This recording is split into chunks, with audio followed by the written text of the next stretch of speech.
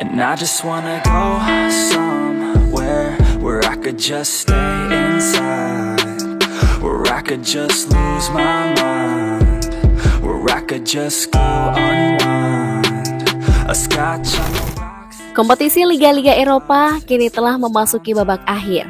Beberapa klub pun mulai mengalihkan pandangan mereka pada pemain-pemain incaran untuk diboyong di bursa transfer musim panas nanti. Tak hanya para pemain top, beberapa penggawa Garuda juga dikabarkan akan ikut meramaikan bursa transfer nanti. Siapa saja mereka? Simak video ini sampai selesai. I'm married to the beat right now. Nama pertama yang dipastikan akan meramaikan bursa transfer musim panas adalah Jay Izzes. Defender tangguh itu dikabarkan akan segera merapat ke San Siro pada musim panas 2025. Berawal dari kode misterius yang diunggah akun TikTok resmi AC Milan, di mana dalam video itu menunjukkan makhluk virtual yang lagi viral di Indonesia, Tung Tung Sahur. Di bagian akhir video, si Tung Tung Sahur membubuhkan tanda tangan di atas kertas kontrak, di mana tanda tangan itu menunjukkan inisial huruf J dan E.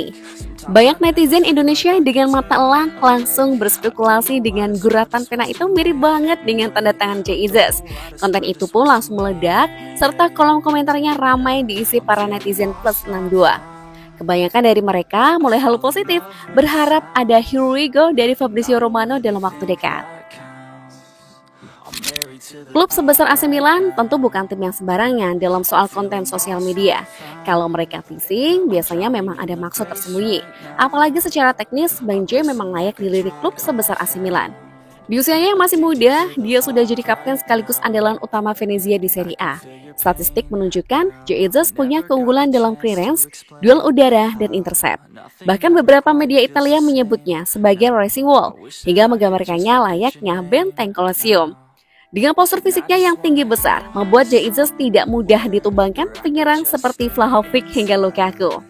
Semua kemampuannya itu membuat Bang Joyadi sangat cocok dengan gaya bertahan yang dibutuhkan Milan.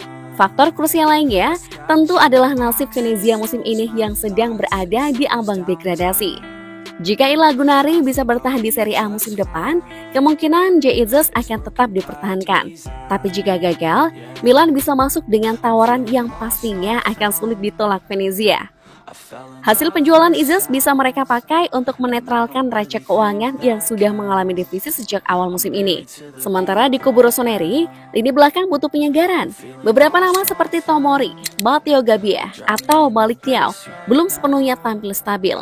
Ditambah lagi, rumor akan hengkangnya beberapa defender mereka membuat AC Milan harus mengatur ulang strategi defensif mereka. Dengan mendatangkan Jay Izzes, AC Milan akan mendapatkan bek kualitas jempolan, namun dengan harga yang terjangkau.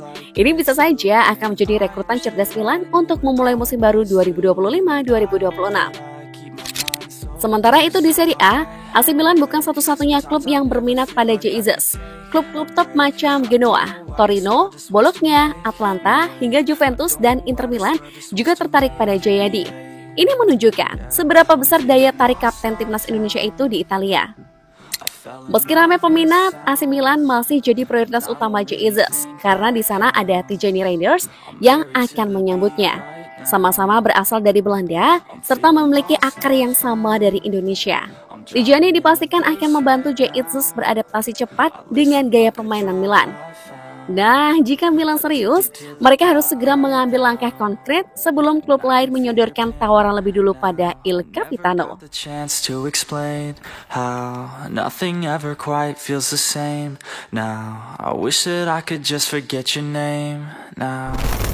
Selain Jay Izzes yang jadi komoditi panas di Serie A, Miss Hilgers juga dikabarkan semakin dekat dengan klub Serie A lainnya, Bologna. Rossoblu yang tampil luar biasa di Serie A musim ini sedang berkonsentrasi untuk meningkatkan kekuatan lini belakang mereka musim depan. Apalagi salah satu bek andalan mereka, John Lucumi, dikabarkan tengah jadi incaran klub-klub besar seperti Manchester United dan Real Madrid. Untuk itu, Bologna harus secepatnya mencari pengganti Lucumi dan mereka mempertimbangkan Miss Hilgers sebagai kandidat. Saat ini, Miss Hilgers bermain untuk FC Twente di Eredivisie Belanda. Sejak debutnya pada tahun 2020, ia telah bermain lebih dari 100 pertandingan untuk Twente. Namun karena banyaknya klub yang berminat pada Hilgers, FC Twente terpaksa memasukkannya ke daftar jual pada bursa transfer musim panas nanti. Menurut laporan media Belanda, ada beberapa tim yang ingin merekrut Miss Hilgers Juni nanti. Mereka adalah Feyenoord, PSV Eindhoven, Valencia, Sevilla, Malaga, dan Bologna.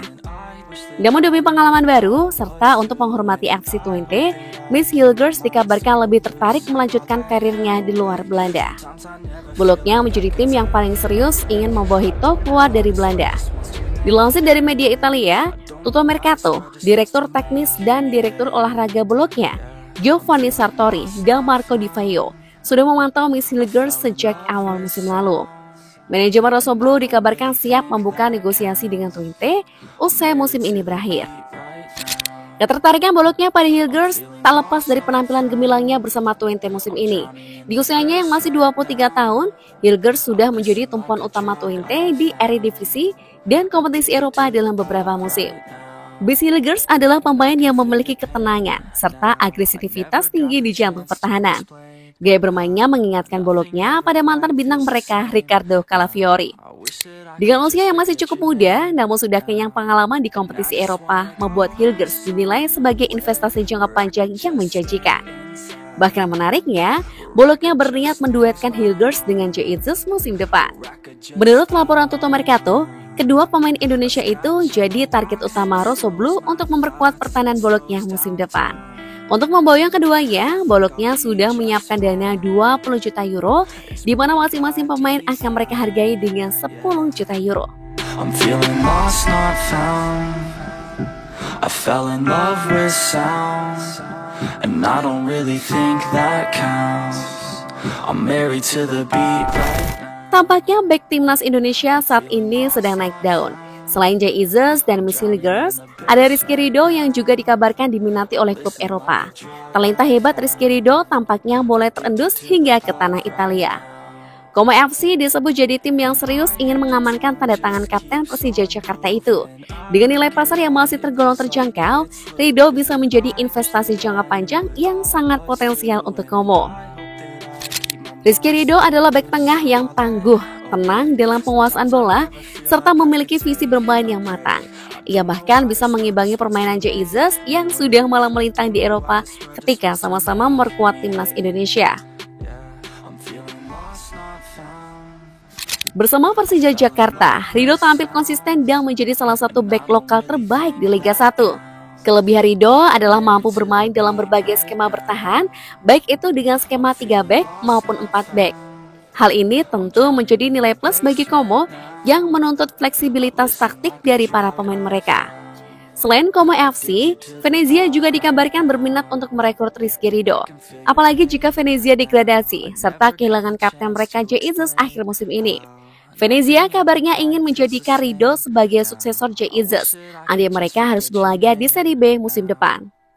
Meski sebenarnya kualitas Rizky Ridho sudah cukup mumpuni untuk bersaing di kompetisi Serie A, namun alangkah baiknya Ridho memang menjajal kemampuannya di Serie B terlebih dahulu. Jika dirinya mampu tampil konsisten, maka naik ke Serie A musim berikutnya akan lebih mudah bagi Ridho dalam adaptasi. Namun meski begitu, biarkan Ridho memilih jalan karirnya sendiri. Baik berusia 23 tahun itu sudah lebih tahu mengukur kemampuannya. Apakah menjajal Serie B terlebih dahulu atau langsung terjun ke Serie A yang tentunya intensitas permainannya jauh berbeda.